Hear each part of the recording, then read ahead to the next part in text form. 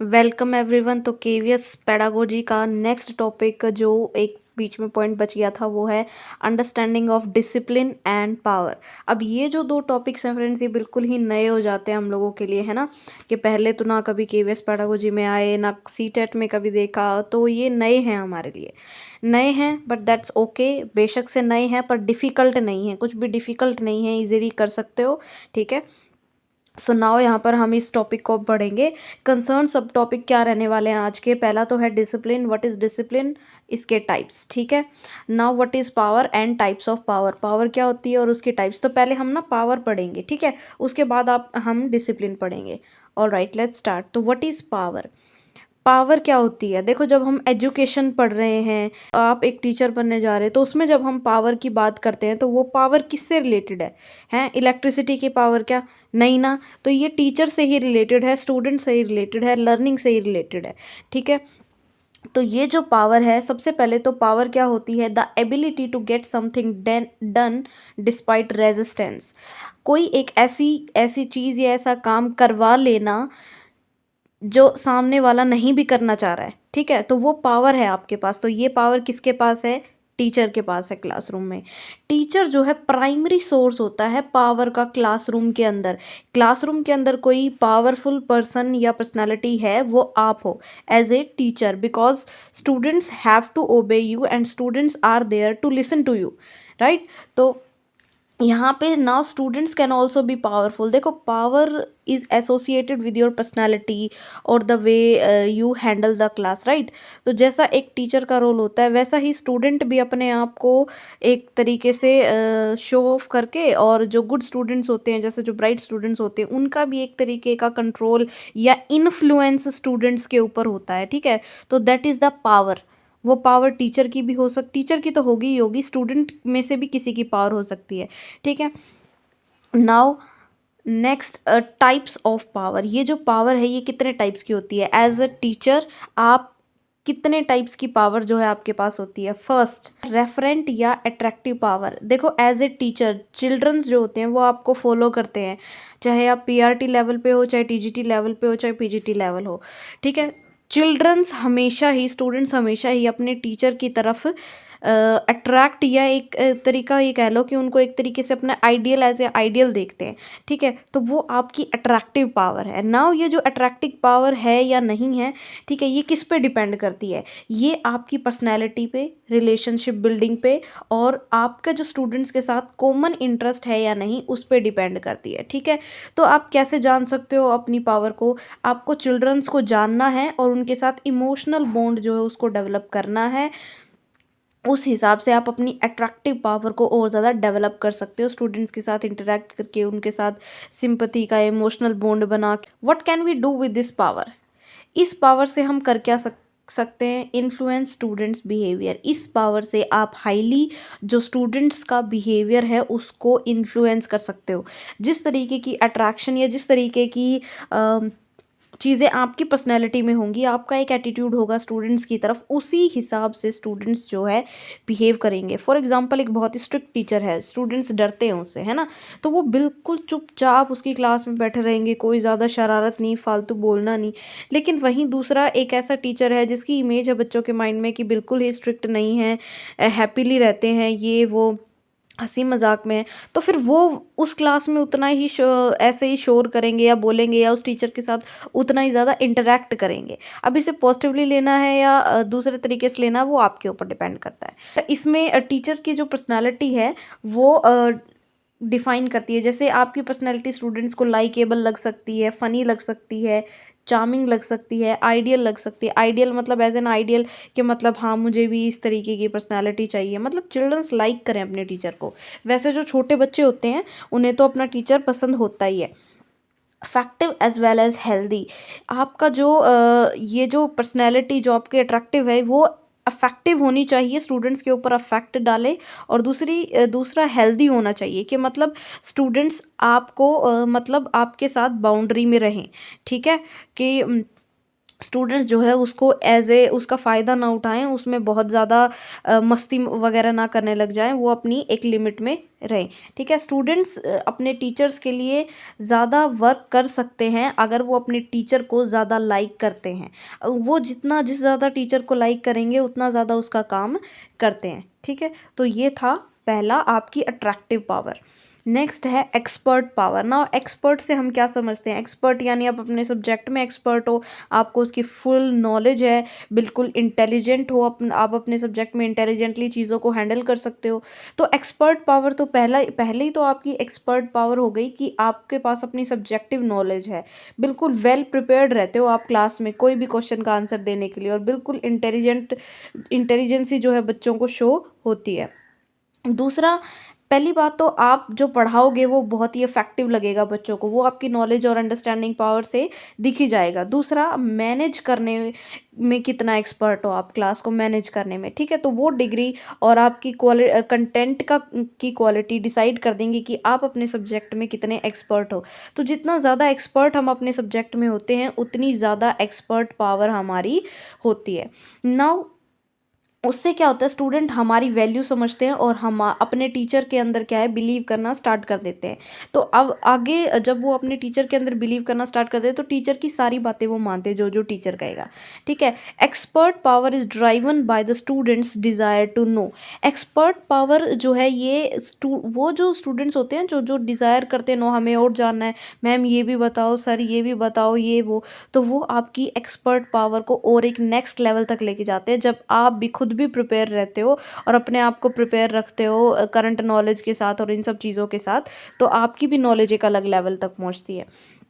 Now यहाँ पे एक प्रॉब्लम और आती है कि many teachers enter the profession with a passion for their subject, जो एक्सपर्ट पावर है उनमें, and leave 1 year later. Teachers जो है अपने प्रोफेशन के साथ, अपने सब्जेक्ट के साथ बहुत ही पॉजिटिवली पैशनेटली स्कूल में आते हैं, लेकिन 1 साल के अंदर अंदर भी वही वो छोड़ जाते हैं। क्यों छोड़ जाते हैं? By disappointingly high degree of disinterest and disrespect. क्योंकि जब उनको सामने से डिसरिस्पेक्ट मिलती है, उनके नॉलेज की, उनकी कदर नहीं होती है, उनका इंटरेस्ट वहाँ पे चला जाता है और वो 1 ही साल में छोड़ देते हैं। देखो, इसको एज ए वॉर आप ले सकते हो। चिल्ड्रंस जो है वो कंट्री का फ्यूचर है, उस हिसाब से हमें उन्हें पढ़ाना है और उसको कॉन्टीन्यूटी में रखना है। Now third is reward power. Reward क्या होता है? जैसे चिल्ड्रन ने किसी स्टूडेंट ने बहुत ही अच्छा परफॉर्म किया तो हम उसको रीइंफोर्समेंट देते हैं कि आपने बहुत अच्छा किया, या उसको कोई इनाम देते हैं, जैसे पेन दे दिया या कुछ और टॉफ़ी दे दी या कुछ और, है ना, तो वो होगी रिवॉर्ड। तो टीचर के हाथ में तीसरी पावर होती है रिवॉर्ड पावर। तो इस पावर का बहुत ही वाइजली टीचर को यूज़ करना होता है, क्योंकि ये जो पावर है ये स्टूडेंट्स को कंस्ट्रक्टिविज्म की तरफ भी ले जा सकती है और उनकी नॉलेज के लिए थोड़ा सा डिस्ट्रक्टिव भी हो सकती है। वो बात करेंगे कैसे। रिवॉर्ड्स जो होते हैं ये दिए जाते हैं स्टूडेंट के बिहेवियर को इन्फ्लुएंस करने के लिए, उसको चेंज करने के लिए, चाहे उसका बिहेवियर लर्निंग के टुवर्ड्स है चाहे किसी और चीज़ की तरफ है। ठीक है, ग्रेड्स दे सकते हो, रिकॉग्निशन दे सकते हो, क्लास में उठा के बता सकते हो कि पर्टिकुलर स्टूडेंट ने ये काम इतना अच्छा किया है, कोई प्राइज़ दे सकते हो। ठीक है, प्रेज, उसकी तारीफ़ कर सकते हो। प्रिविलेज, उसको क्लास में कोई प्रिविलेज, जैसे कि आप मॉनिटर बनोगे या कोई और प्रिविलेज, है ना, ये सारी चीज़ें एज ए रिवॉर्ड दी जा सकती हैं। ठीक है, अब रिवॉर्ड में क्या होता है ना, हमें स्टूडेंट को रिवॉर्ड देते टाइम एक चीज़ ध्यान रखनी है कि वो समझे कि उसकी वैल्यू क्या है। ठीक है, उसके अंदर कौन कौन सी चीज़ें ऐसी हैं जो बहुत अच्छी हैं, और अपने आप को वो एज ए कॉम्पिटेंट समझे कि उसको और चीज़ें क्या बेटर करनी है। ठीक है, और दूसरा जो है, हमें हेल्दी रिवॉर्ड जो है स्टूडेंट को देना है।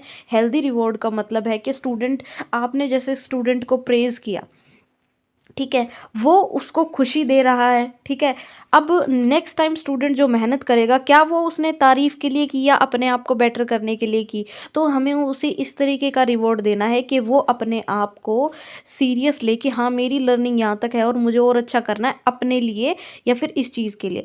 ठीक है, तो वो हेल्दी रिवॉर्ड होना चाहिए। लीस्ट हेल्दी रिवॉर्ड क्या होगा, सबसे मतलब कम हेल्दी रिवॉर्ड क्या होगा कि एक्सट्रिंसिक रिवॉर्ड, जैसे टॉफ़ी दे दी या कोई प्राइज़ दे दिया ना, जो स्टूडेंट है वो प्राइज़ के लिए कोई भी काम कर रहा है, ठीक है, तो प्राइज़ के लिए या फिर उनको कुछ मिलेगा उसी के लिए अगर वो पढ़ रहा है तो फिर वो लीस्ट हेल्दी रिवॉर्ड है, ठीक है। तो सबसे हेल्दी रिवॉर्ड कौन सा होगा कि उनको खुद अपनी वैल्यू समझ में आए, अपनी लर्निंग की वैल्यू समझ में आए, एंड देन वो उसमें अगर उनको बाद में कोई रिवॉर्ड ना भी मिले वो तब भी उस काम को करें, ठीक है। नेक्स्ट है कोएर्सिव पावर। कोएर्सिव पावर क्या होती है, यहाँ पे right to use disincentive, say no, withhold privileges and give consequence or punishment to students. For example, जब स्टूडेंट्स कुछ अच्छा करते हैं तो उन्हें रिवॉर्ड देने की पावर हमारे हाथ में है। जब वो कुछ ऐसा करते हैं जो क्लास में एक्सेप्टेबल नहीं है, जैसे दूसरे स्टूडेंट्स के साथ मान लो अगर किसी की हाथापाई हो जाए या कुछ और, है ना, तो वो तो बिहेवियर क्लास में एक्सेप्टेबल है ही नहीं ना, तो वहाँ पे हम डिसइंसेंटिव्स का यूज़ कर सकते हैं, मना कर सकते हैं उनको कोई पनिशमेंट दे सकते हैं, ठीक है। तो नाउ जो कोर्सिव पावर है वो ये होती है कि आप स्टूडेंट्स को एज अ पनिशमेंट या एज अ टीचर उनको रोक सकते हो कोई एक काम करने के लिए जो कि क्लास में एक्सेप्टेबल नहीं है। नाउ ये हम कब कब यूज़ कर सकते हैं, जैसे हम स्टूडेंट्स को इंडिपेंडेंस देते हैं या फ्रीडम देते हैं क्लास में अपने थॉट्स अपने ओपिनियंस रखने की, लेकिन बट कुछ स्टूडेंट्स ऐसे होते हैं जो उसका हमेशा एडवांटेज या फ़ायदा उठाने की कोशिश करते हैं, वहाँ पे हम कोएर्सिव पावर का यूज़ करेंगे। नाउ ये जो कोएर्सिव पावर है इसको ध्यान में रख के बहुत ही वाइजली हमें यूज़ करना है, क्योंकि NCF 2005 ने पनिशमेंट को बैन किया है। Now punishment means physical punishment, आप फिजिकली मेंटली किसी स्टूडेंट को इस तरीके से हार्म नहीं कर सकते कि उसको वो मेंटली बहुत डीप चला जाए या फिर फिज़िकली उसको थप्पड़ मारना या ये सब लगाना बिल्कुल ही बैन है। तो ये सब यूज़ हम प्रैक्टिस नहीं कर सकते। आप कोई हेल्दी पनिशमेंट स्टूडेंट्स को दे सकते हो, जैसे कि उसको कोई वैसे टास्क दे सकते हो, उससे कोई काम से रिलेटेड कि आपको इस टॉपिक पे आपको प्रोजेक्ट बना के लाना है या ये टॉपिक आप 2 बार लिख कर लेकर आओगे, है ना? तो ये चीज़ें होती हैं, ऐसे नहीं कि फ़िज़िकल पनिशमेंट और ये सारी चीज़ें, ये तो बैन है, बिल्कुल ही बैन है, ठीक है?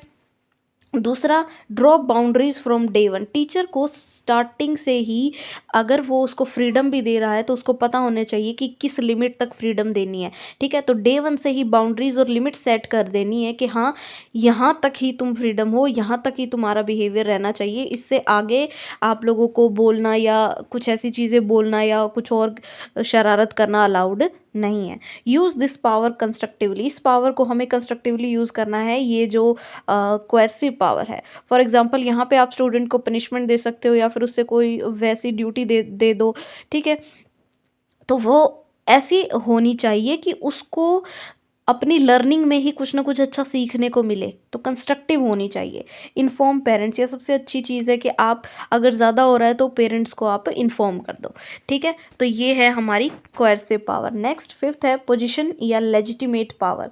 पोजीशन पावर यानी पोजीशन आपकी क्या है, देखो टीचर की क्या पोजीशन है, वो टीचर है ना, तो teacher is in the position of teacher, ये आपकी पोजीशन पावर है। आप एजुकेटर हो, उनके लीडर हो, आपकी बात वो मानेंगे, जो आप पढ़ाओगे वो उनको पढ़ना है, ठीक है। तो ये आपकी पोजीशन की पावर है। यहाँ आपको क्लास का मैनेजमेंट तो करना ही है, यहाँ आप उनके पेरेंट्स के जगह पे तो हो ही, साथ में आप क्या हो, उनके एजुकेटर भी हो, और आपको इस टीचिंग लर्निंग प्रोसेस में फुल कॉन्फिडेंट रहना है। और जब आप एज ए टीचर टीच कर रहे हो तो जितने भी पावर्स आपके पास हैं उनको वाइजली यूज़ करना है, और कि जो आउटकम है क्लास की वो बहुत अच्छी हो, ठीक है। Now understanding discipline.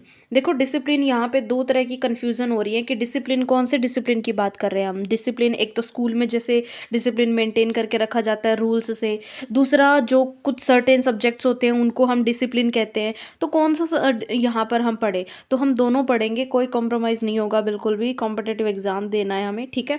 तो स्कूल डिसिप्लिन और एकेडमिक डिसिप्लिन। तो first of all school discipline की बात कर लेते हैं हम। स्कूल डिसिप्लिन में वो जनरलाइज्ड रूल्स होते हैं, ठीक है। इसके अंदर रूल्स होते हैं स्टूडेंट्स के लिए या ग्रुप ऑफ स्टूडेंट्स के लिए जो उन्हें मानने होते हैं, सो दैट कि स्कूल में कोई जो टीचिंग लर्निंग प्रोसेस है उसमें कोई इश्यू ना आए, टीचिंग लर्निंग प्रोसेस स्मूथली हो, ठीक है। जैसे स्टूडेंट्स अगर आपस में ही एक दूसरे से लड़ेंगे झगड़ेंगे, क्लास में किस तरीके से बैठना है, कौन सी यूनिफॉर्म पहन के आनी है, असेंबली में किस तरीके से रहना है, ये सारी चीज़ें, ये सेट ऑफ रूल्स किस में आते हैं, स्कूल डिसिप्लिन में आते हैं। Next is academic discipline. Now ये मेन है यहाँ पे समझने के लिए, ठीक है। तो अकेडमिक डिसिप्लिन क्या होता है? ए ब्रांच ऑफ लर्निंग और नॉलेज, नॉलेज या लर्निंग की एक जो पूरी ब्रांच है उसको क्या कहते हैं हम? अकेडमिक डिसिप्लिन, ठीक है। यहाँ पे एक अपना ही जिसकी सेट ऑफ नॉलेज हो, कॉन्सेप्ट हो, वो क्या होगा? डिसिप्लिन होगा। जैसे मैथमेटिक्स एक डिसिप्लिन है, लॉ एक डिसिप्लिन है, साइंसेस एक डिसिप्लिन है, ठीक है। अब साइंस के अंदर तीन चीज़ें आती है, फिजिक्स, केमिस्ट्री, बायोलॉजी। क्या तीनों भी डिसिप्लिन है? नो, वो तीनों सब्जेक्ट्स हैं साइंस डिसिप्लिन के। तो साइंस जो है एक अलग ही डिसिप्लिन है जिसके अपने कॉन्सेप्ट्स हैं, नॉलेज है, लर्निंग है, ठीक है। Now characteristics of discipline, discipline की कैरेक्टरिस्टिक्स क्या क्या होती हैं? फर्स्ट ऑफ ऑल तो जो डिसिप्लिन होता है ना, उसकी अपनी एक डोमेन होती है नॉलेज की, साइकोमोटर, कॉग्निटिव, फिजिकल, ये। और डिसिप्लिन जो होता है उसका अपना एक ऑब्जेक्ट ऑफ रिसर्च होता है। मतलब जो भी डिसिप्लिन है, जैसे मैथ्स है या साइंसेज है, उसमें आप रिसर्च कर सकते हो।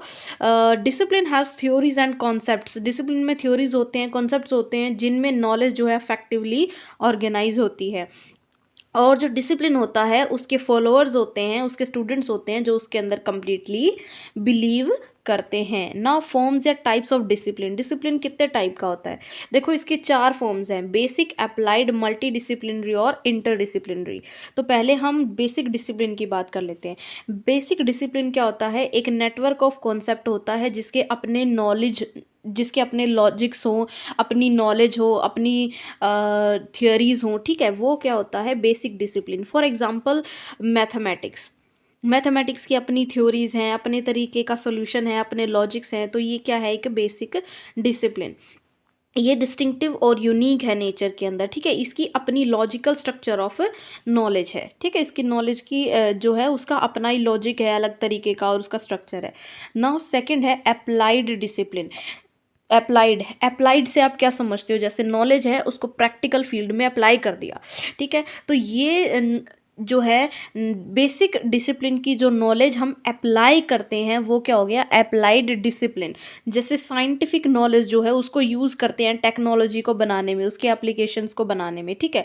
जैसे बायो इंजीनियरिंग हो गई, अप्लाइड फिजिक्स हो गई, बायोटेक्नोलॉजी हो गई, एनवायरमेंटल बायोलॉजी हो गई। ये सारी चीज़ें अप्लाइड सब्जेक्ट में आती है। बायोलॉजी का एनवायरमेंट में एप्लीकेशन, टेक्नोलॉजी का बायोलॉजी में एप्लीकेशन, ठीक है। ये सारी चीज़ें। Next multi disciplinary approach.